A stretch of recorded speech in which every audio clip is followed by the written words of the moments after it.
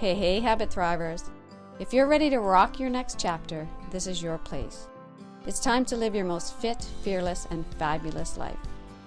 I believe that our daily habits and routines set the foundation for achieving our dream lives and help us find more passion and clarity with less doubt and uncertainty. So let's get cozy.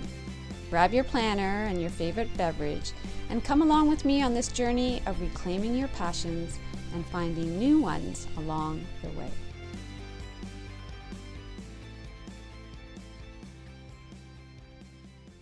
Welcome to the Habit Thrive podcast, a podcast for women in their me now years. Hi, I'm Lori, your host, and each week we come together to create habits, routines, and rituals to regain our power and our awesomeness to live our best chapters yet. Now, although it is officially March, with the time change coming next week, yay, I am wrapping up our heart-focused February to help us flow into March. So today in episode 141 of the Habit Thrive podcast, I give you, drum roll please, my top 5 heart healthy, or as I like to say, heart loving habits to do on a daily basis. Now I'm being very specific to daily habits, and I've talked about a lot of these, most of these actually in the last 4 episodes in February, but this just wraps February up with a nice bow. So, number 1, movement outside. Number 2, connection. Number 3, nourishment. Number 4, breath. And number 5, sleep. So let's do a deep dive into these 5 daily habits. So when I talk about number 1, movement outside, it's not that I'm forgetting about the recommendation of 150 minutes over the course of the week of cardiovascular exercise, getting your heart rate up somewhere between 65 to 85% of your maximum heart rate, or strength training and flexibility, all of that. Throughout the course of the week, that recommendation still absolutely holds. But I wanted to really focus on a daily basis, kind of the bare minimum of what we can do for our heart, for our health, to feel great and keep feeling great. So this movement outside can be any type of movement. It can be simply going to the pharmacy or the grocery store, doing some kind of errand, but it is getting out of the house for a moment and hopefully for more than a moment. But I'm going to come back to that concept of the bare minimum. Now, you could be heading outside on a daily basis and doing a daily walk or ski or snowshoe, and that is fantastic. For those of you who that might be a little bit challenging for all kinds of reasons. Sometimes it's the cold. Sometimes it's safety, right? It's being able to walk outside and it's icy. And there's all of these things that come up for you and for a lot of us as barriers. And then we think, okay, well, I didn't go outside today. Or all of a sudden it's 2 days, and sometimes it's 3 days. And it could be we're into a winter storm. We have freezing rain. We have all of that going on. But we can, if we think about, again, bringing it down to the bare bones, to be outside for even a few minutes each day. That's number 1. Okay, so that is stepping outside. One of my favorite is when I let the dog out in the morning, again, after the sun has come up, and it doesn't even have to be the sun, just the light. Stepping outside, face up to the sky, 3 nice big breaths in and out. And that is, again, the connection of the sunlight, of the light to your eyes, the breath outside, all of that. Now, movement-wise, you could take a little walk around your backyard, or you could do a little half sun salutation there in the moment as well. For sure, you can add the movement in to that moment. But at the bare minimum, it is, again, getting our faces outside in the sunlight or in the light. I'm going to move forward from that morning time to 3 p.m. And I'm going to share 3 p.m. These are on the days, again, that I'm working at home. And this is also working with clients. The 3 p.m. seems to be a transition time, especially if you have been working inside. So let's say you're working and you are in an office, or you're working at home, or even if you're retired, right? We get into our routines and then all of a sudden we realize, I haven't actually been outside today, or I haven't been outside for 2 days. And that happens. That happens quite a bit actually in the winter. So I'm going to come around to this 3 p.m. time, because although the sun is not as bright as it is, let's say, at noon, so in an ideal world, yes, you have your face in the winter, your eyes up into the sky and drawing in that vitamin D and all of that amazing serotonin that is converting to melatonin for a great night's sleep. So you have that going on.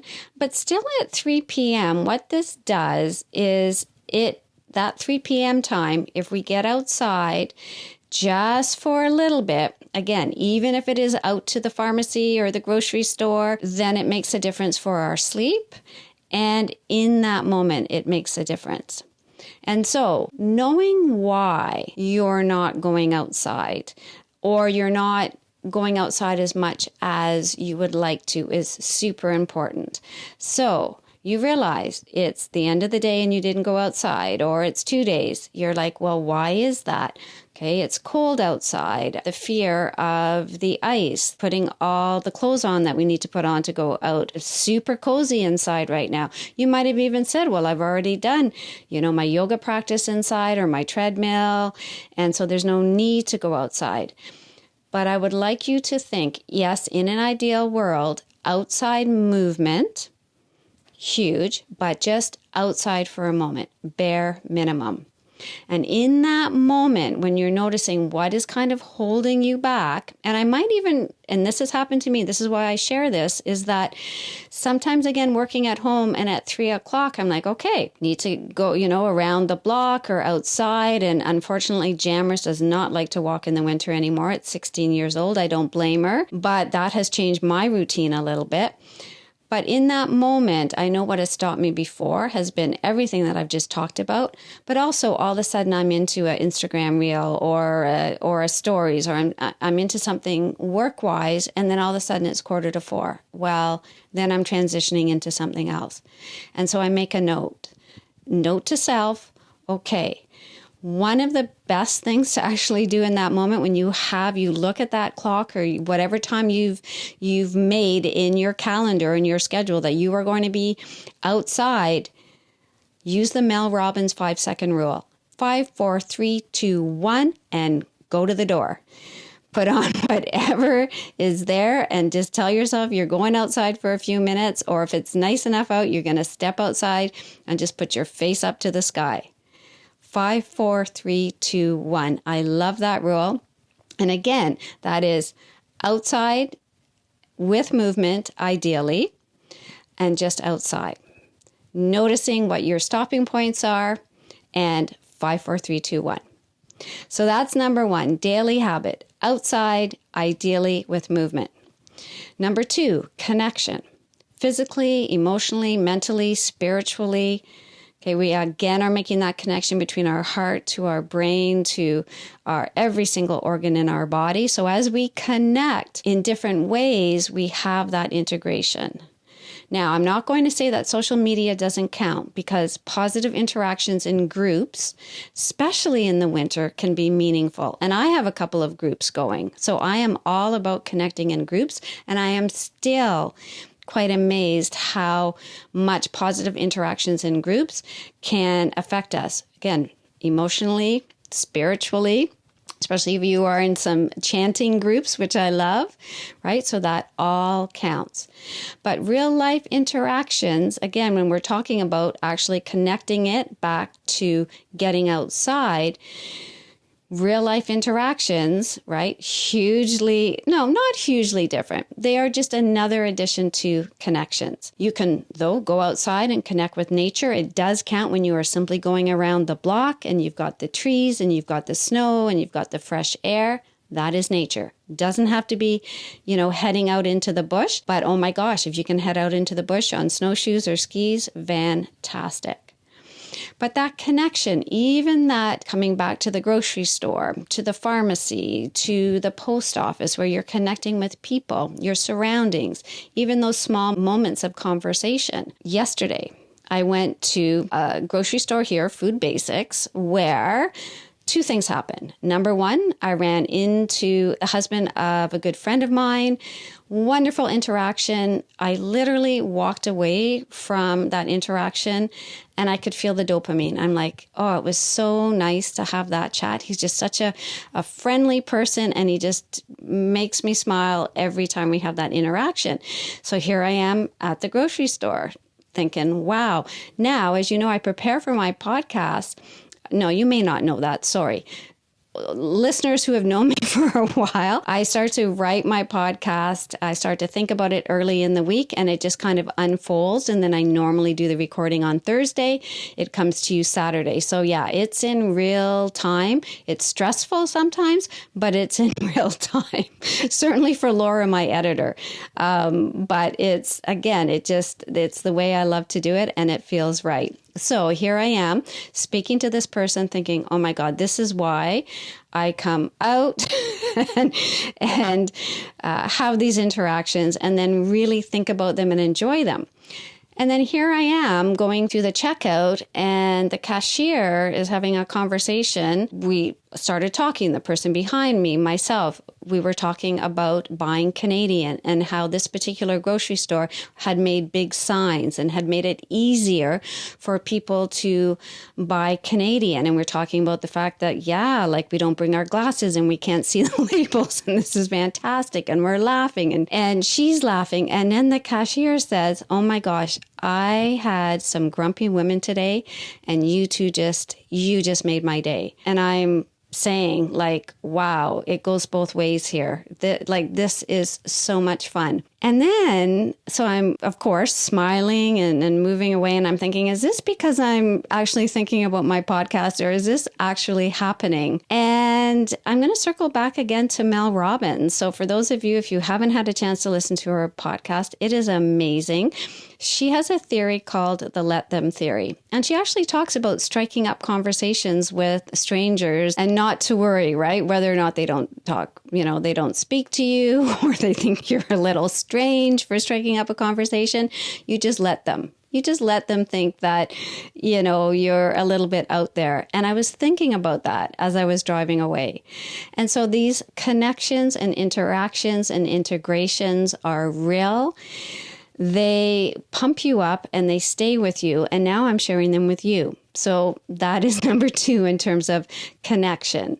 So now before, in terms of efficiency, right? I used to put and some of you need to do that. You live out of town, you need to come into town and do all of your errands at once.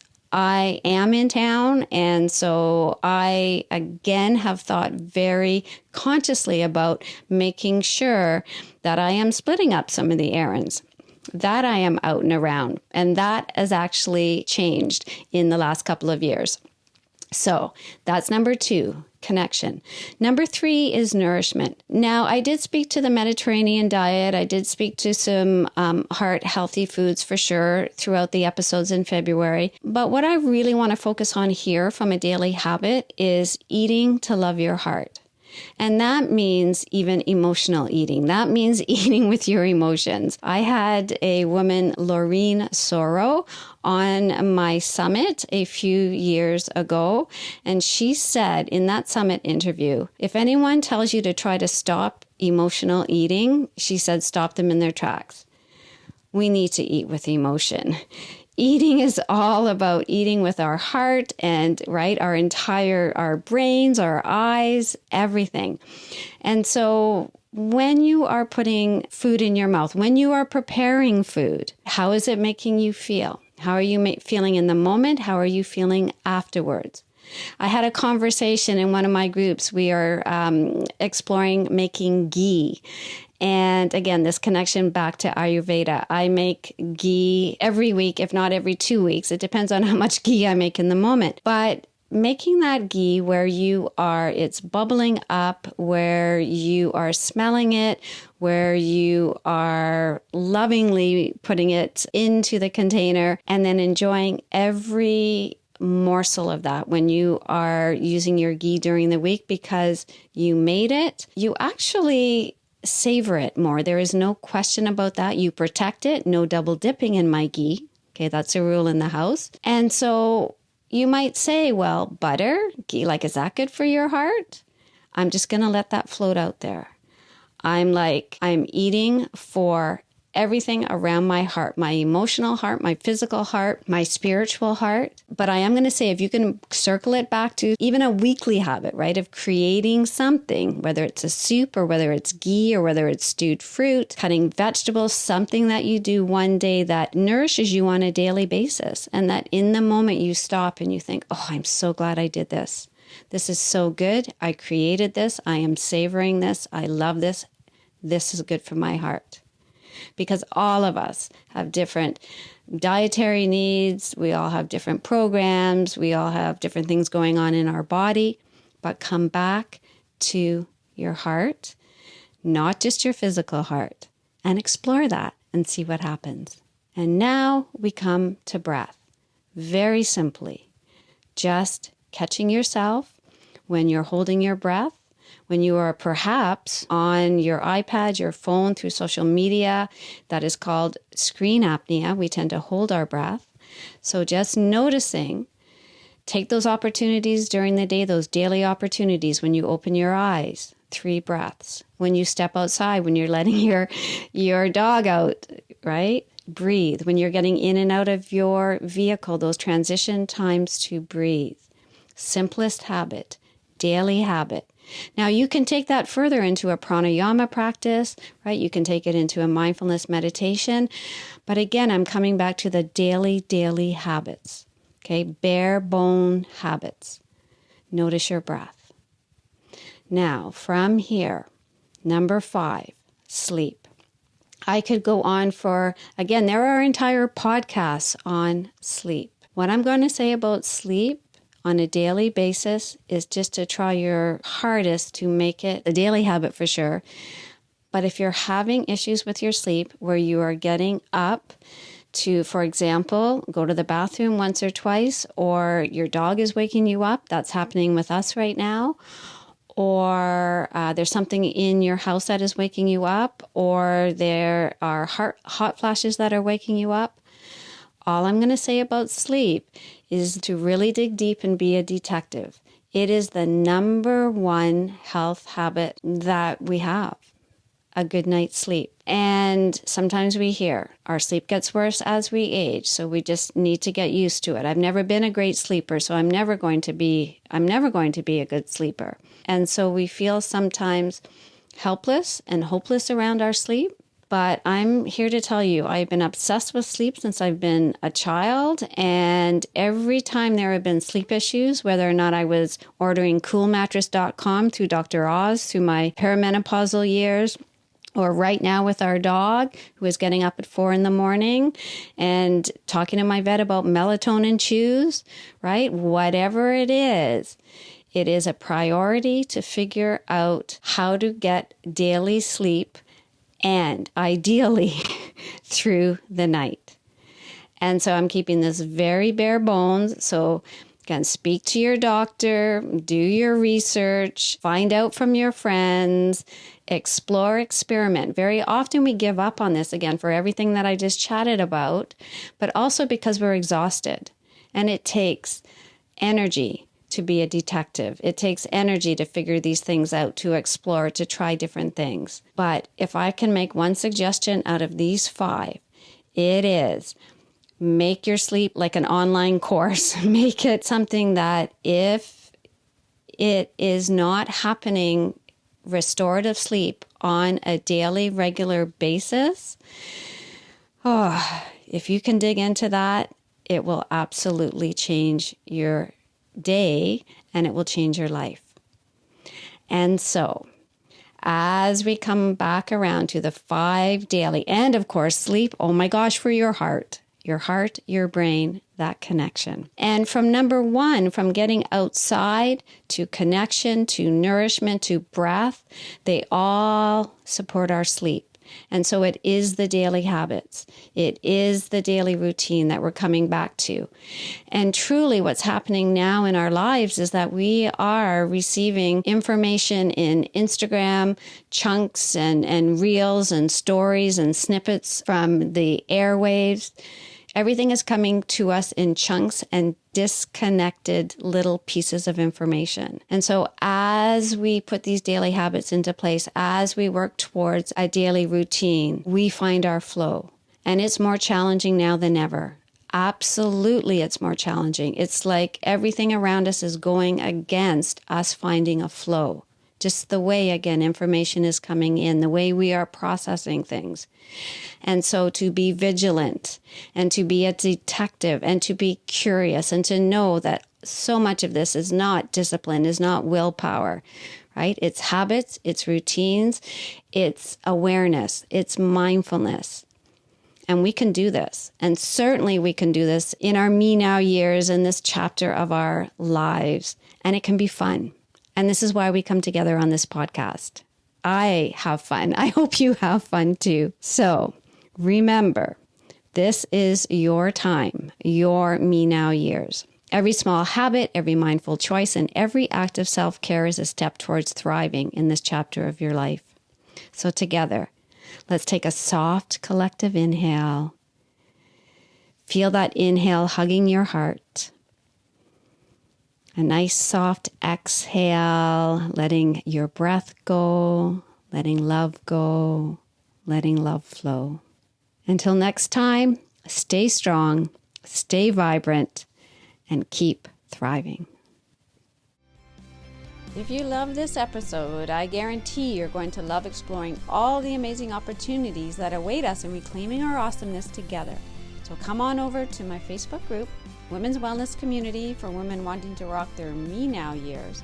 Or let's connect over on Instagram at Habit Guru 365 and make the Habit Guru podcast your healthy new habit.